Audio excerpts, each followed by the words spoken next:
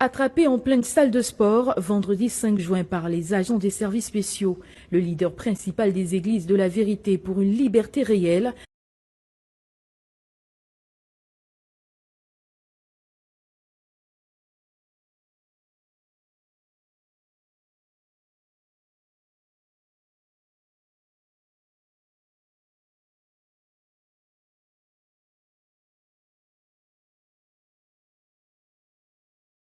Le leader principal des églises de la vérité pour une liberté réelle, Georges-Olivier Mbazaboua, serait, selon les dires de ses fidèles, l'auteur de plusieurs mots sémeurs de troubles au sein de cette assemblée.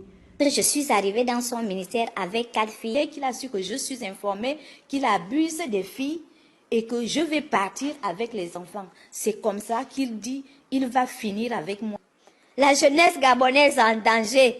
Délivrer la jeunesse. Vous-même, vous avez écouté l'audio. Il dit qu'il doit prendre le pays. Il accaparer le pays. Pour s'accaparer du pays, il faut qu'il prenne d'abord tous les jeunes pour qu'il règne.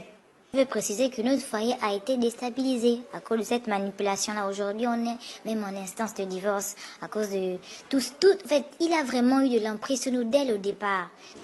C'était à un point où c'est-à-dire que quand il y a un petit problème dans le foyer, on peut avoir l'apôtre. Il disait qu'on ne dit le problème à personne, seulement à lui. Que le mal vient du fait qu'un mécanisme était mis en place de telle sorte que une partie des fonds versés par les fidèles allait directement dans le compte du premier responsable de l'Église.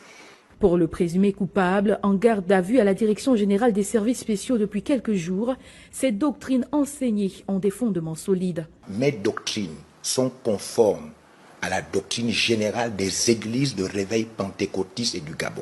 Les livres que j'utilise sont les mêmes livres que tous les autres pasteurs et les révérends pasteurs du Gabon utilisent. Les livres que j'utilise sont les mêmes livres que tous les autres pasteurs et les révérends pasteurs du Gabon utilisent.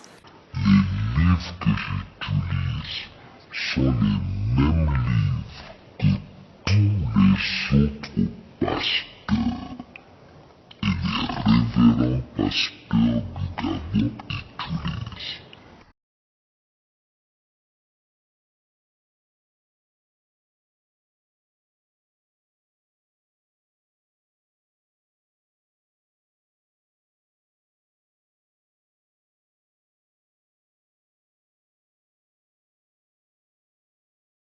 Pour l'instant, les procédures de déferment sont en cours.